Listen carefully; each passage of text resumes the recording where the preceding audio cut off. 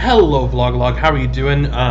New setup yet again. Unfortunately, I had a machine disaster and there's clutter behind me and stuff. Yes, I've been spending this weekend trying to set up a new machine because my Hackintosh has died and I am sad and it's been crazy. So yes, I'm recording under adverse conditions, so I apologize if the audio and or video is less than it possibly could be. But yeah, so I'm filling in for Alex today because Alex is at VidCon, which is notorious for being the least bandwidth friendly of all of the video conferences, particularly just because there are a lot of people there in a very select number of hotels, generally speaking, and so yes, the bandwidth gets really, really bad, and he was unable to upload video. So I'm filling in with the hope that Alex will be able to jump in after me, and then it'll be like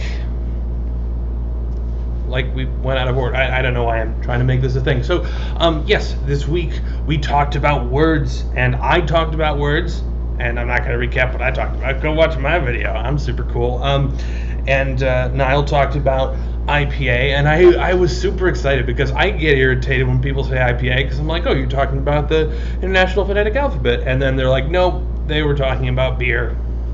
And I was like, okay. But then and Niall was angry about people using IPA because he's like, no, because that means the International Phonetic Alphabet. That I was super excited about that. Luke kind of added on. He talked about actually, and actually, fun fact about this. Now, and then he also added on about the fact that it's difficult to communicate because people have. He didn't come out and say it, but because people are stupid and have poor vocabularies, and so he will use words, and then they will be like, I don't know what you mean because I'm a stupid plebeian, and then the blowback goes to him instead of them being encouraged to educate themselves. Now he's the bad guy for using words that they really ought to know. And then Jocelyn talked about how unfair it is to ask an English major for a favorite and least favorite word.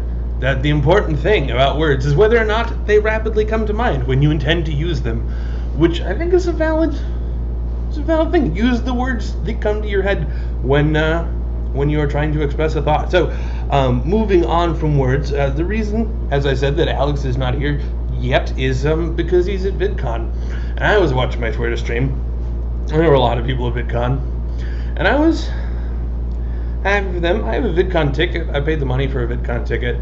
I would have liked to go. I wanted to go, but I did not go, and it got me thinking about fear of missing out, FOMO, the new YOLO. So the idea, the FOMO, the fear of missing out, is an expression that was coined by some person on the internet. I can say that without even having to Google it. I'm just that authoritative, actually.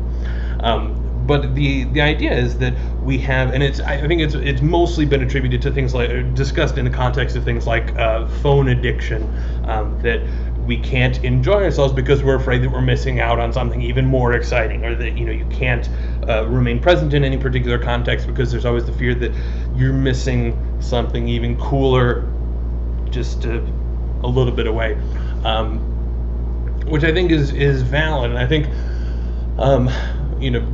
there are certainly lots of people who have that problem, but I wanted to talk about kind of what people's thoughts are as to whether this is a phenomenon, whether they themselves suffer from it. I think for myself, the idea of fear of missing out has really been more of a full knowledge of missing out, that no matter what you were doing, there is something that is far cooler and more awesome that you could be doing, whether it's that you have a job and you could have an even cooler job if you just quit your job and set sail and tried to find another cool thing, or even small things like you're out going for a walk and you're like, I should be doing other stuff. We have difficulty being present. I think it's with VidCon in particular, it was challenging for me because I was sitting there, I was like, I wish I were there, and for a while I was okay. I was like, oh, that's good, they're all having fun, I'm glad people are having a good time, and then it grates on you. You're like, oh my gosh, the social media is blasting me in the face with all of that FOMO ammunition, the FOMO fuel. here are all of the reasons that you should be sad about what you are currently doing and wished you were doing something else right now. So I think for me, it's more of an issue of trying to come to terms with being happy for other people having other experiences and being content with the idea that there are that there is, in the grand scheme of things, plenty of time to do almost anything, and to take that knowledge and be secure in that knowledge and still say that even if I'm doing something that is not optimal, not the most fun I could possibly not the most fun that I could possibly be having, there is still a lot of fun to be had in the moment and being present and doing whatever it is you're currently doing. So that was a topic that I suggested and now have dictated for Vlogalogue this week. I'm interested to see what people have to say, and hopefully you will see Alex tomorrow. You may not. You may see Niall next. I don't know. I'm not going to fix my end card, so it's going to be what it is. Have a good one, Vlogalogue.